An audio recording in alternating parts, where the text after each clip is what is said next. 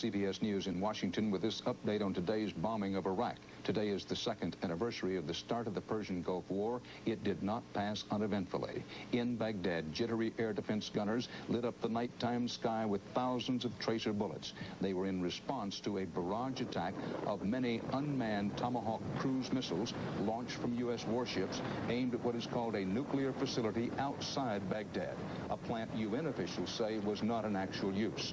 Watch and listen to the intensity. It is not known how badly the weapons plant was damaged. There was confirmed damage to Baghdad's Al-Rasheed Hotel. The Iraqis say as many as 3 people were killed. Not clear if a U.S. missile did it or if it was a wayward shot or falling debris from Iraqi gunners. No confirmed word on other casualties, but Baghdad's hospitals were treating the injured. Earlier today, a U.S. warplane shot down an Iraqi MiG over the northern no-fly zone and fired on an Iraqi ground radar site.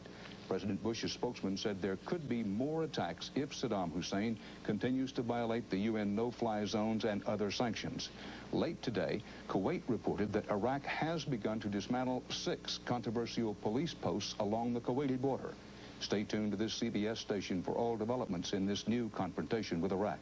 Dan Rather, CBS News, Washington. We'll go back to Candlestick Park after this word from your local station. A cup of coffee, the newspaper, and CBS This Morning with Harry Smith, Paul Lazan, and Mark McEwen on the tube. Breakfast for your head. I'm a big fan. It's sad but true. It's an addiction that afflicts men everywhere about this time of year. It's called Monday Night Football Withdrawal. Luckily, treatment is available. I recommend seeking the help of the following trained professionals. Evening Shade, Hearts of Fire, Murphy Brown, Love and War, and Northern Exposure. All those who love great comedy say aye. This is CBS. Fasten your seatbelt. It's time to go play in the snow. Because it's time for the Dakota Midwinter Blowout, featuring the mid-size Dodge Dakota 4x4 Club Cab. An available 230 horsepower Magnum V8 makes it a real snow thrower. And we can throw in almost $3,200 in total savings, too. Right now, our selection is big, but it won't last long. So get to the Dakota Midwinter Blowout now, before it blows out of town. See your nearest Dodge dealer today. I'm feeling empty. I'm feeling blue. I know it's over, and I know it's through. Man, now that's the blues. Next time you want a Diet Pepsi, Ray, all you gotta do is ask. Now that's the right one, baby. Which car outsells Saturn, Geo, and every other car in its class? That's easy. Ford Escort. Which car has more repeat buyers than Mazda, Toyota? And every other car in its class? Ford Escort. Which car has fewer reported problems than both Honda and Nissan? Ford Escort. They're built right the first time. And now Escort's easier to drive. 4 models, 1 lease price. Just $199 a month for 24 months. See your local Ford dealer today. Escort's the best car we've ever owned. Meet everyday people from all over KELO-Land Wednesday on the news at 10. The NFL Today Dockers Halftime Report is sponsored by Levi's Dockers. Nobody does color like Dockers. Welcome back to Candlestick Park in San Francisco. This NFC Championship game between the Cowboys and the 49ers is tied at 10, and the sun has come out here at Candlestick. Welcome back, everyone. Greg Gumbel along with Terry Bradshaw. When last we saw you before someone pulled the plug, Greg. We were just talking about what was going to happen in this game. Now let's talk about what has happened. A couple of breaks as far as penalties go have benefited the Dallas Cowboys. One of them resulted in a touchdown by Emmitt Smith. Emmitt Smith took the ball around the left side and went unmolested into the end zone. Each team with a touchdown and a field goal, and we're tied at 10 at the break. Let's talk a little bit about Jerry Rice and the kind of first half he's had, Terry. Well, one thing that really stands out, and I'm really surprised at, Greg, the Cowboys we knew coming in wanted to mix up their coverages to really get Steve Young to guessing. But twice now in the first half, we have seen them come with an all-out linebacker blitz with Rice to the right-hand side. The first time, if it hadn't been for a holding call on Haley, it would have been a TD. But this time, notice out here, There's one linebacker, this middle linebacker, Jones, he's hidden. Over here, 57, Vincent Smith. There, now here's your all-out linebacker blitz. A 7-man rush. Rice is over here, runs a fade route. Once again, excellent job of reading the blitz by Young. There's your blitz. There's your read. Here comes your fade route. Steps up. Nice job. Throws the ball out. Excellent catch by Jerry Rice. 2 gambles right now. Rice with only 2 receptions for 33 yards. But, boy, have really escaped had not been for the holding call on Haley. Exactly. Jerry Rice had a touchdown pass taken away from him in the early moments of this game. Right now, let's check in with Lesley Visser. Lesley.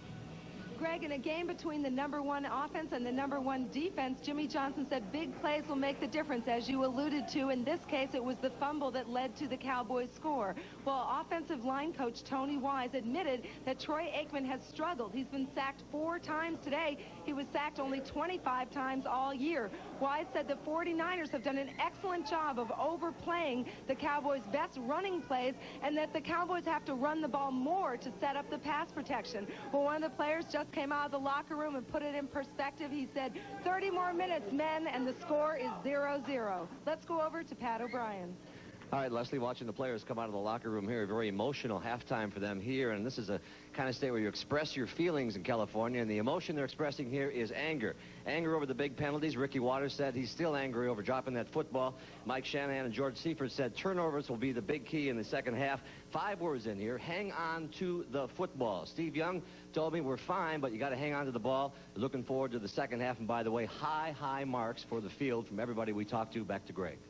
All right, Pat, thanks very much. The winner of this game will advance 2 weeks from today to Pasadena to play the Buffalo Bills. Earlier today in the AFC title game in Miami, the Bills used 5 Dolphin turnovers to beat Miami by a score of 29-10. 10-10 tie as we approach the second half. What has to happen in the second half? 3 things have happened. 10 Cowboy points have come off of 2 49er turnovers. The defense for both teams have elevated. The running game has been surprisingly, it's been successful out wide. But right now we got a game in the second half where the offensive have got to go downtown. They've got to stretch these secondaries. We made it through without a power outage. Amazing. Pat and John standing by with second half action right after this.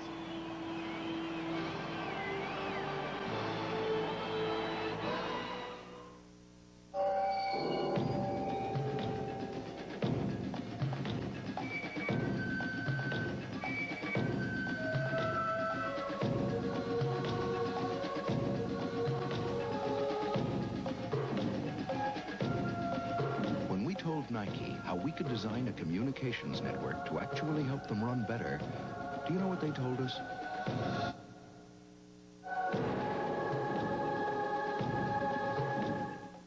They've waited all season, and so have you. Finally, at long last, Maggie and Mike. Is it the start of something beautiful, or could it be the kiss of death? I don't want you to get involved with me. I'm the global warming and the greenhouse effect all rolled into one. The most romantic northern exposure ever. You're standing on my foot. All new Monday. Tuesday, a skiing accident could cost a woman her life. Now, witness a real-life miracle. I knew I had just died, and I just felt no. On Rescue 911.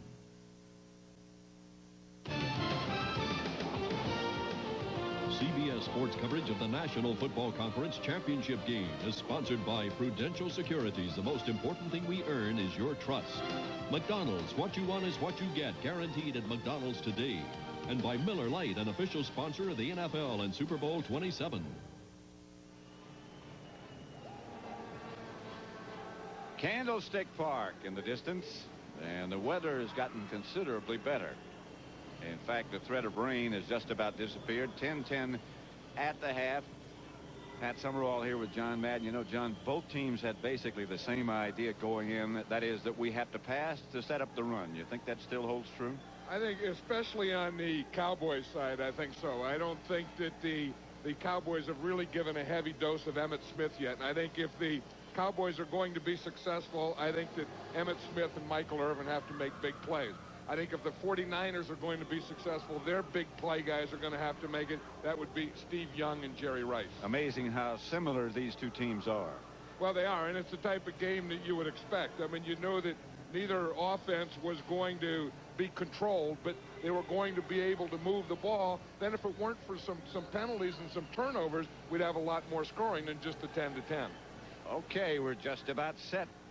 To begin the second half here at Candlestick, and it gives us a moment to look at some statistics and see what they are at the half. Well, you know, the one thing that I was just saying, if you look at the rushing yards of the Cowboys, only 55 yards, I think that probably if the Cowboys are going to be successful, that number will be doubled in this second half.